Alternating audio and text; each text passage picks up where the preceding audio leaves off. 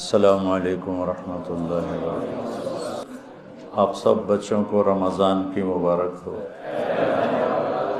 اور جو ہمارے احباب ہمارے ساتھ جڑے ہوئے ہیں کیمرہ کے ساتھ، ان سب کو بھی مبارک ہو۔ جو بھی خواتین و حضرات، بچے بچیاں دنیا میں جہاں جہاں بھی دیکھ رہے ہیں، سن رہے ہیں، سب کو میری طرف سے رحمتوں والے مہینہ کی مبارک۔ رمضان کیسے شروع کیا گیا؟ ہم ایک سفر شروع کرنے لگے ہیں، تو ہمیں پتہ تو ہو کہ اس سفر کی منزل کیا ہے اور اسے طے کیسے کرنا ہے۔ پہلی تیاری کیا ہے؟ میں آپ سب سے ایک بات پوچھتا ہوں،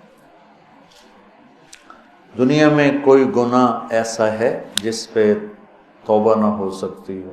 اللہ نہیں، جتنی مرضی توبہ کر نہیں معاف کروں۔ کوئی ہے؟ کیوں بھائی؟ کوئی گناہ، مسلمان کر رہا ہے، غیر مسلم کر رہا ہے، ایک حدیث کو جوڑ کے کہ میرا اللہ فرماتا ہے کہ اگر میں دنیا میں کسی کو عذاب دیتا نقد، تو سب سے پہلے اسے عذاب دیتا جو میری رحمت سے مایوس ہے۔ ٹھیک ہوگی میری؟ دنیا میں کوئی جرم ایسا نہیں جس کی توبہ نہ ہو، جس کی معافی نہ ہو۔ تو ہم اپنی ذات سے شروع کریں کہ آج تک ہم سے جتنی خطائیں ہوئیں، کوئی زبان کی، کوئی آنکھوں کی، کوئی کانوں کی، کوئی معاملات کی، کوئی معاشرت کی، اس سب سے ہم آج پہلی رات ہے توبہ کریں۔ ہم اپنے رمضان کی ابتدا کریں، توبہ کریں، ٹھیک ہے نا؟ اللہ تعالیٰ کے نبی کہتے ہیں میں دن میں 70 دفعہ توبہ کرتا ہوں، استغفار۔ آپ تو معصوم، پاک پاکیزہ، امت کو سکھانے کے لیے۔ دوسری بات، دنیا کا ہر انسان کسی وقت بھی توبہ کر سکتا ہے کہ نہیں؟ کر سکتا ہے نا؟ کوئی پابندی تو نہیں۔ شاہ سید احمد شہید رحمۃ اللہ علیہ کے لشکر جب بالا کوٹ میں آمنے سامنے ہوئے، تو سکھوں کا لشکر تھا کوئی 20,000 کا، اس کا تھا سپہ سالار شیر سنگھ، رنجیت سنگھ کا بیٹا، اور یہ چند ہزار تھے۔ تو ان کو وہاں ایک پہاڑ ہے مٹی کوٹ، دوسرا ہے بالا کوٹ۔ مٹی کوٹ بہت اونچا ہے، بالا کوٹ بہت نیچا ہے، وہ پہاڑی سی۔ تو وہاں مسل ہے، جس کا مٹی کوٹ اس کا بالا کوٹ۔ تو شیر سنگھ مانسیرا کے راستے سے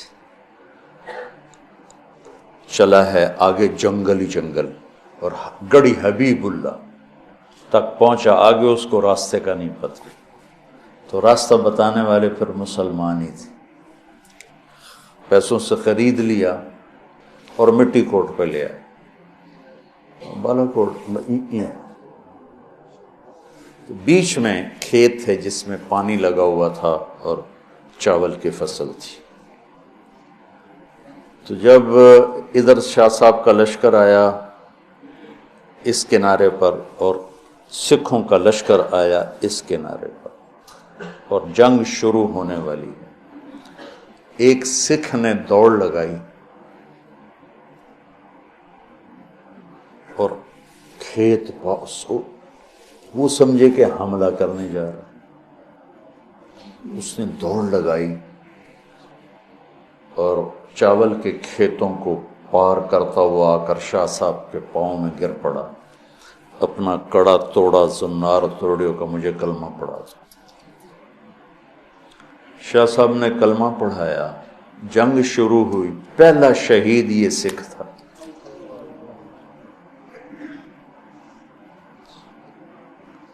اس کی حالت کفر میں اللہ کو کیا بات پسند آئی کہ چند منٹ پہلے تک وہ کفر کافر شدید، اور 1 گھنٹے کے بعد وہ شہید۔ میں کوئی چھٹی نہیں دے رہا ہوں، میں ایک بات کرنا چاہتا ہوں جس پر کہ میری طرف سے کوئی اجازت نہیں کہ جو مرضی کرو ہوتے اللہ اخیر تک کلمہ وہی پڑھتا ہے جس کو اللہ پڑھواتا ہے۔ اس ساری میری بات کا خلاصہ یہ ہے کہ جب ہر انسان کافر ہو، مسلم نافرمان ہو، عمل کے لحاظ سے، عقیدہ کے لحاظ سے، ہر لمحہ اس کی توبہ کی توقع ہے کہ نہیں ہے؟ شاید توبہ کرے۔ تو جب ہم نہیں جانتے کہ یہ کب توبہ کر لیں، تو پھر کسی سے نفرت کرنے کا جواز ہے۔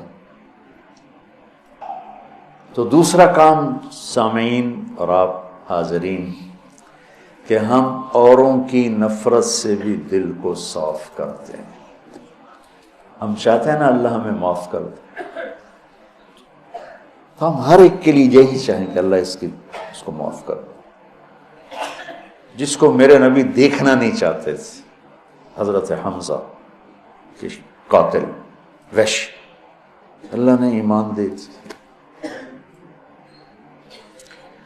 اور بات لمبی ہو رہی لیکن یہ چونکہ ہمارے دل نفرتوں سے بھر چکے ہیں، اور بہت مبارک مہینہ ہے، اور المشاہین کی بخشش نہیں ہوتی پورے رمضان میں۔ جس کے دل میں نفرت ہو کسی کی، اس کی بخشش نہیں ہوتی، اور اس کو ہم گناہ ہی نہیں سمجھتے۔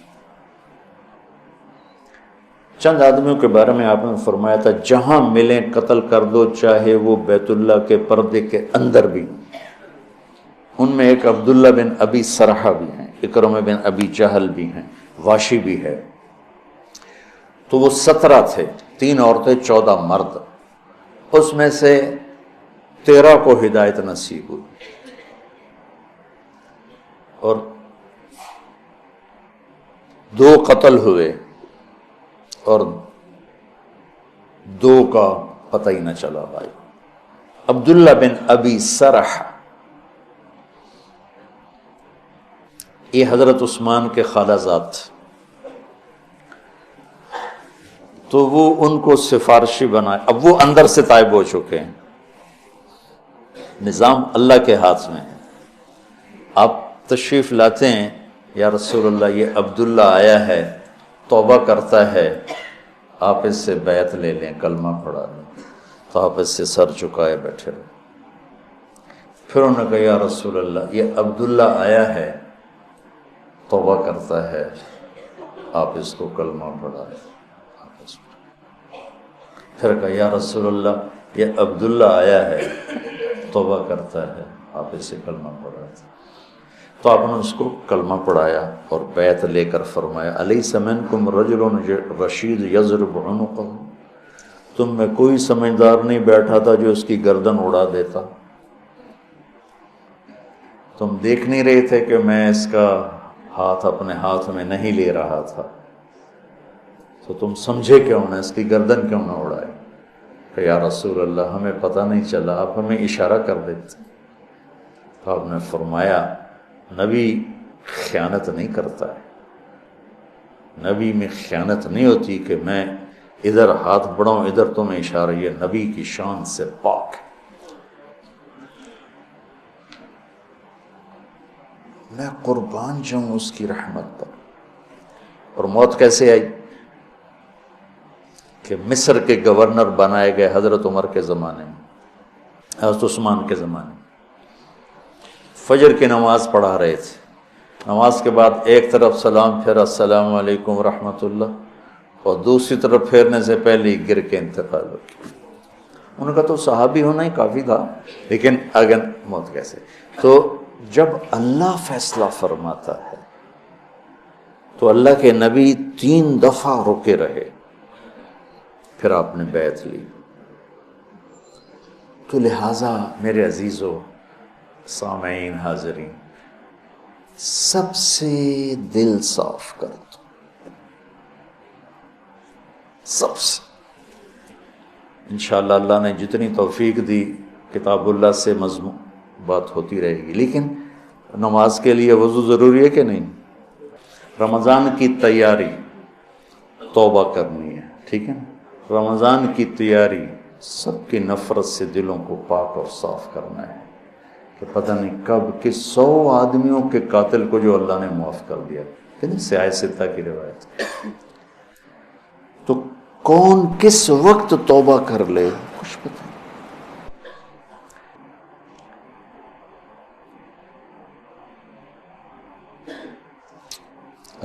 اللہ کی رحمت کو تنگ نہ کرو، گھٹن نہ پیدا کرو، بڑی وسیع ہے۔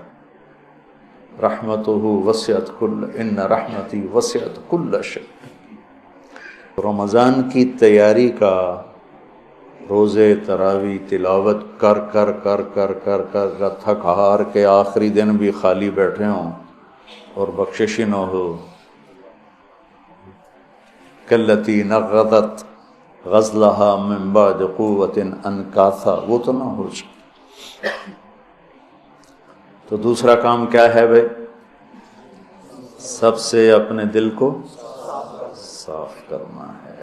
جتنی آسمانی کتابیں ہیں یہ رمضان میں اتری، تورات بھی، زبور بھی، انجیل بھی، قرآن بھی، صحف ابراہیم بھی، صحف موسیٰ بھی۔